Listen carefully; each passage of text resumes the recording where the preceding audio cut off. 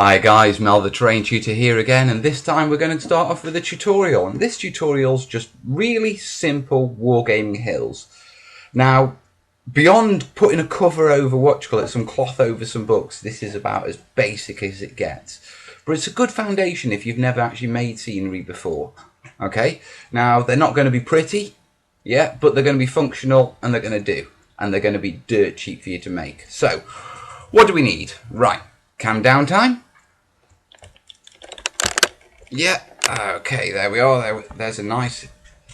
Right, first off, you're going to need your block of polystyrene. Now, you may recognise this from previous videos I've done, because I'm always reusing stuff. So, we've got a block of polystyrene. It's about 1.5 inches thick. It's the insulating stuff. Yeah, polystyrene's all over the place. You won't have any problems getting hold of it. Next, our trusty steak knife. I love this thing. Yeah. Some sandpaper and a sanding block, a marker pen, or any sort of pen to write on this, some PVA glue, and paper, because we're going to be doing papier-mâché. And I know you haven't done this since you were a kid, but it's a good technique, so we're going to remind you on it. Right, first things first, what we're going to do is we're going to take our little block, have a look at it. Yeah, I've got a chunk missing out of there, so I need to make sure I sort of cut that out and don't use that bit. Yeah, so what I'm going to do first off is I'm going to draw the shape of my simple hill.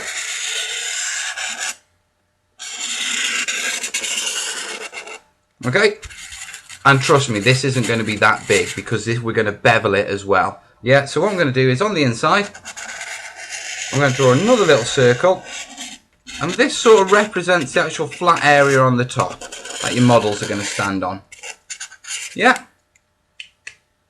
So, there we have it. Okay, now the first thing we're going to do is quite simply, taking our steak knife, watch your fingers, always cut away from yourself. Yeah, we're going to cut through this, okay? And the trick with cutting with a steak knife, yeah, is the slower you go. Oh, listen to that.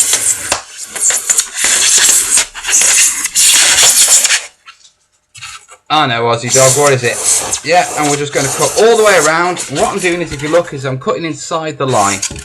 Yeah, so round we go.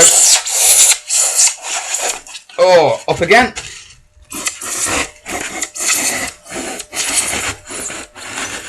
Yeah, round again. Yeah. Oh, all the way around. And keep going round until you cut all the way through. And what we should be left with is a polystyrene block. Yeah, and obviously because I've used a steak knife, it's a really rough cut. There's a bit there that's a bit excessively rough. So nice and gentle. The slower you go with a steak knife, the cleaner the cut. So if you're looking at it, yeah, there's some major bobbles where I've sort of forced my way through, but mainly it's quite clean. Now what I want to do next is bevel the edge. So what I'm going to do is, at an angle, I'm just going to go round and I'm going to sort of take off the corner, the top corner. See what I'm doing there? Yeah, we need a bit more of a bevel on that one, I think. And remember, hills aren't uniform. Yeah, so feel free to hack at it, feel free to modify it. Don't think that unless the piece is going to be part of some larger piece that you have to stick with your with your guides. You can always play around with it.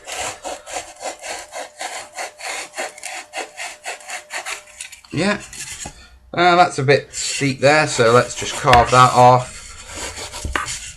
Yeah, and you see what I'm doing? Basically all I'm doing is making a hell of a mess. But I'm going round and I'm just tapering the hillside.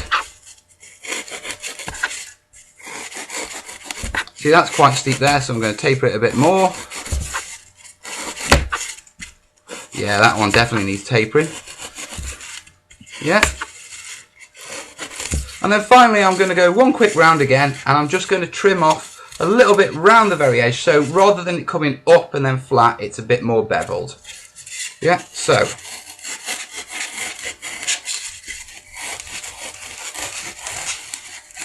Da, da, da.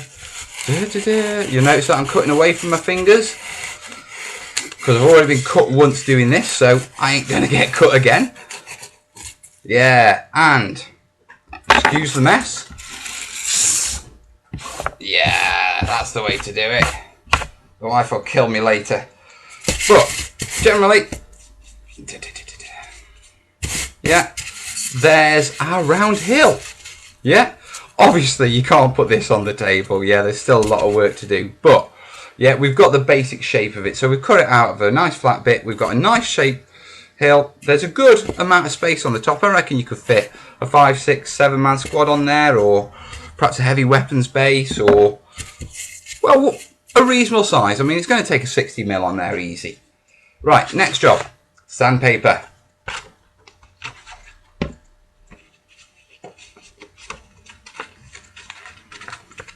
Yeah, wrap it around my sanding block. And all I'm going to do is nice and gentle, yeah, just run round it and smooth it off. Now remember, when you're sanding polystyrene, circular motions will take away the excess, whereas long motions will smooth it off. And hopefully you can see what I'm doing here. Don't worry about getting it completely smooth, by the way, because we're going to be covering it with papier-mâché. And so all these little indents where, you know, the bobbles have been ripped out and we can't get it completely smooth, they're going to get covered over anyway.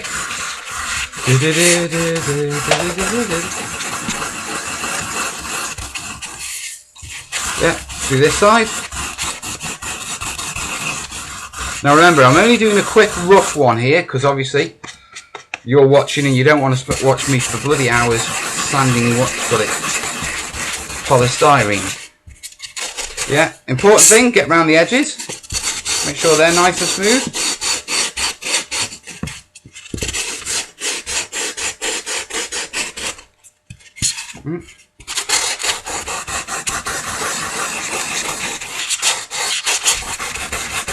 And you'll start to get a feel for it, where the little lumps are and where it doesn't look quite right, and you'll just naturally sand those off, yeah, to make it nice and smooth and natural, shall we say.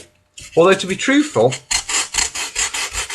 nothing in nature is really smooth. If you actually go out and look at hills, they're right bloody weird things. They've got bumps and lumps and they never look like Wargaming hills. But the difference is, and I'll do a video on this in the future, is that we're not after perfect looking hills. We're looking at sort of a mix between what looks good and what's functional for wargaming. So there you are. It's taken roughly, what, 5 minutes to do?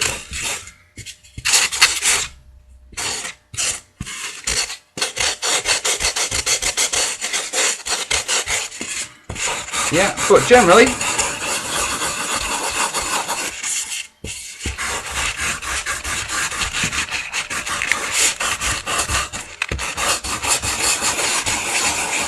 yeah, we have, just let me brush off, oh, everywhere again, it's absolutely everywhere. It's Hoover time in a minute.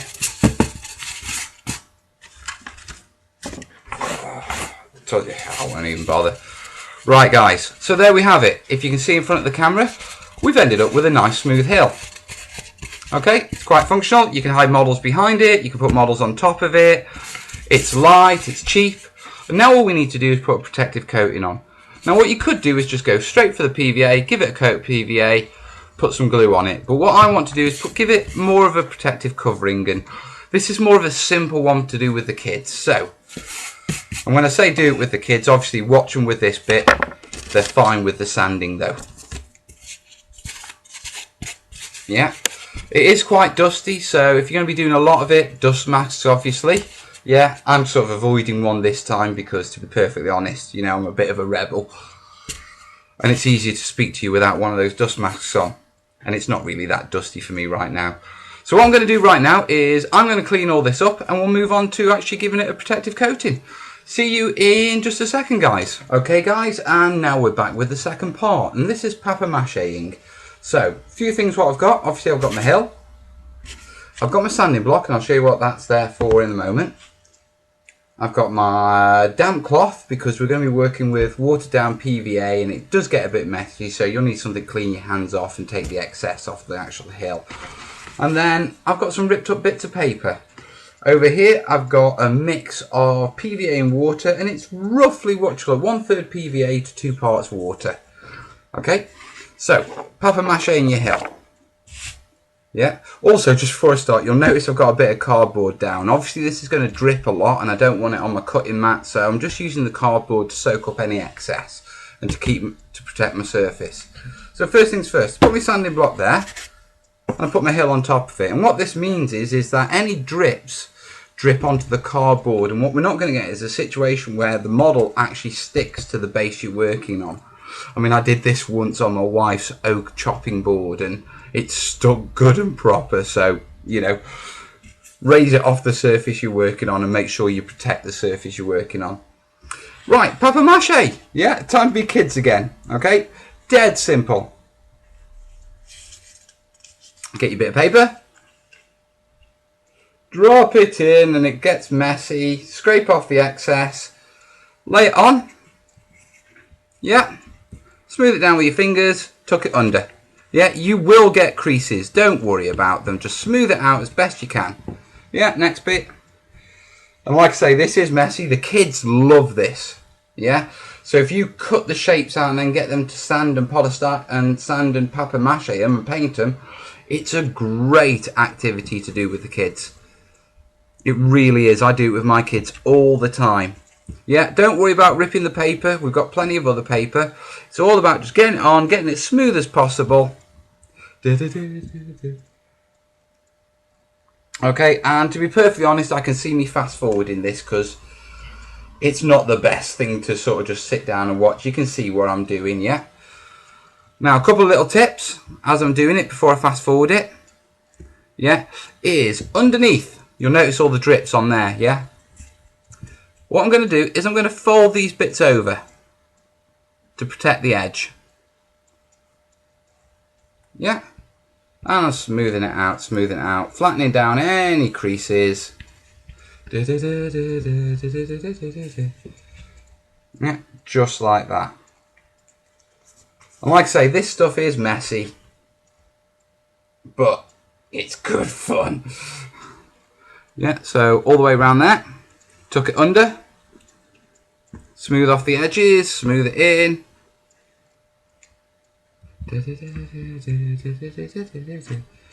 Yeah, I do sing that little song a bit, it's just one of my little habits. Yeah, and I'm going to see if I can get this done without having to fast forward and taking up too much of your time, guys.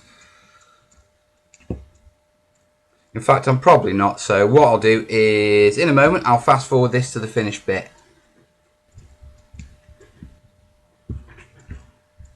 Okay, that's all the round done. And what I'm going to do is just quickly, one piece across the top. Yeah, and this just seals it and just covers all these bits that are sort of meeting up.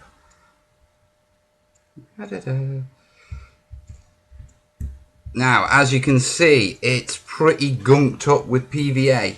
It's quite slimy. Okay, underneath, I've folded it over, and so that's going to protect all the edges all the way around. Okay, like I said, don't worry about the creases, because what we're going to do is we're going to get our cloth, once I've cleaned my fingers off, yeah, and we're going to smooth everything out. Yeah, take off the excess PVA. Now remember, when you're working with PVA, cold water is best to wash it and clean it. So what I've done is I've just taken off the excess, and now all I'm doing is just quickly running my fingers over it and just smoothing off any like major creases, because obviously when it hardens, they're going to be pretty obvious. Yeah, don't worry, remember this is a quick and easy one, so it's not going to be perfect. you are going to get creases. You just can't help it. You can't papier-mâché, or what you call it, a smooth surface, a curved surface, without getting at least the occasional crease, unless you do it really meticulously with lots of small pieces. But this is just a functional bit of terrain. So there we have it.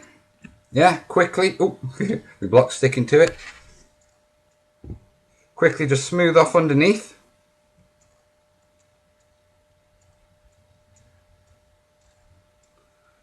And then all you need to do is leave that to dry.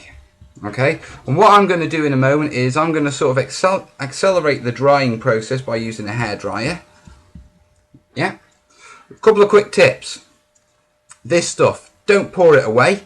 Pour it back into a container so you can save it for your next bit of papier-mâchéing. Yeah, it'll save on waste.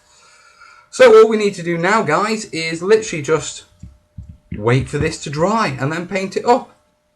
So I'll see you in a minute when it's dry, guys. Okay?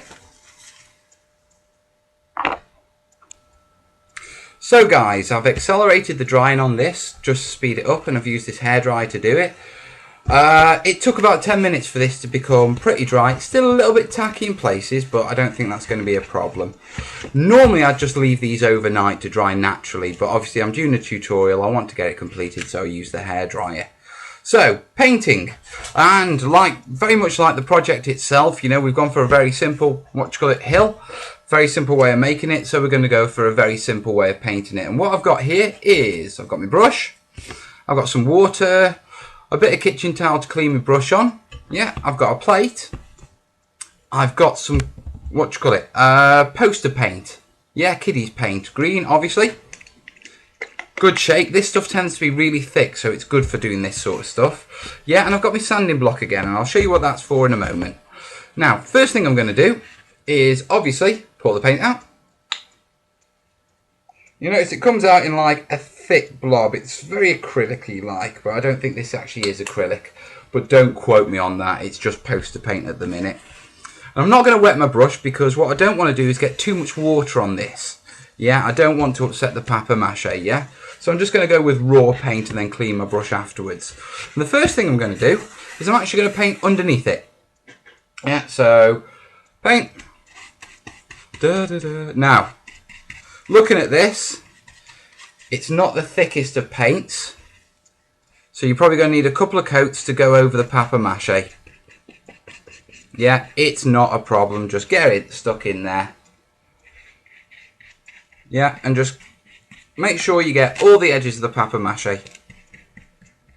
Yeah, go easy, don't go too much over one particular spot, because there's a chance that as you put moisture back in the paper, it'll start to loosen up again.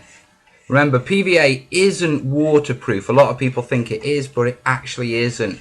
And when it's used in papier-mâché, then it especially isn't, because it's only a thin coating. Yeah, so I'm just literally going round, and all I want to do is just give the edges a quick coat. Yeah. And as it's drying, it's starting to obscure the detail of the paper. Now I've done that, I'll flip it over. I'm going to rest it on my sanding block. Yeah, and this is so, once again, it doesn't stick to the table or whatever surface you're working on. So I'm going to grab the paint and we're literally going to plaster this on. As I said, don't worry if you can see the text coming through. You're probably going to have to do a couple of coats. Yeah, so you can see what I'm doing. Yeah, I'm just literally layering it on, plenty of it. Yeah, making sure I don't go over the same spot too many times. And once again, more than likely, I'm going to fast forward this.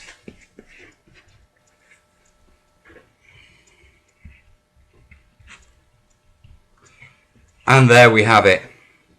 Okay, the first coat. Now you're going to need to put a couple of coats on this. It is going to be messy, so protect your work surface. Yeah, what I'm going to do now is clean my brush off. I'm going to get my hairdryer again and just accelerate the drying on this so you guys can see what the second coat looks like. So back in a minute, guys. Okay guys, I've put 2 coats on this now and I've quickly dried it with a hairdryer. And the state we're at right now is most of the actual paper is covered and you can't read it. You can still tell in some parts that there's sort of newspaper underneath. Yeah, you'll see some dark streaks. These are where the paint was a little bit thicker and hasn't completely dried. The other thing you'll notice, and I'll bring this up to the camera so you can see, is this white cracking effect. And what that is because I've accelerated the drying with the hairdryer, the paint has contracted and shrunk and dried very quickly and it's left a cracking effect. Okay, and the way you deal with this is simply the last coat that you get put on, leave it to dry naturally. Okay, so what I'm going to do is once again put that on there. Yeah, I'm going to get my brush and I'm going to put a final coat on. So I'll put a final coat on now. I'm going to leave that to dry while I go and do some housework. Yeah, and the main thing I'm looking at doing is just covering over everywhere where it's just a little bit thin, or where I can see the paper coming through the print on the actual newspaper. You know, the last thing you want is hills with words written on them. Yeah, it's a bit of a dead giveaway. And overall, you're looking at 3 coats to get this done solid. Obviously, if you use newspaper or if you use paper that doesn't have any print on it, you can get it done a lot quicker. Yeah, I just used, you know, what newspaper I had to hand. So I'm going to carry on with this and put the final coat on. Then I'm going to go do some housework, ready for when the kids get back. And I'll come back at the end. So, see you in a minute, guys. So there you have it, guys. I've given it a couple of coats. It's drying. It's dried nicely, to be perfectly honest. There's still a few little minor tacky bits, but it's not a problem. And there's you got your first Wargaming hill. Now, putting it next to some models, and these are Space Marines from the 40k game. Yeah, I tend to like that game, to be perfectly honest. Obviously, yeah, they can hide behind it and you're not going to see them. There's plenty of room on top for them to stand. Yeah, even bigger bases, it's not a problem whatsoever. So, your very first Wargaming hill. Now, just before I finish, let me bring this up. Hey guys, you alright? Right. Obviously, dead simple, most basic hill you can make. Okay? But, if you're new to Wargaming or you're new to terrain making, yeah, it's a really simple startup. Yeah, it's something you can do with the kids. I mean, if you handle the cutting, they can do the sanding, they can do the papier-mâché, they can do the painting, you know, and it's a really good weekend activity for them. The other thing is, if you're just getting into Wargaming, or, you know, you've got a child who's getting into Wargaming, it's an expensive hobby, you know, between the rules, the miniatures, the paints, the brushes, and everything you need. Yeah, you don't need to add the terrain expense and be buying plastic formed hills at ridiculous prices when you can just simply knock something like this up at home. So that's basically it.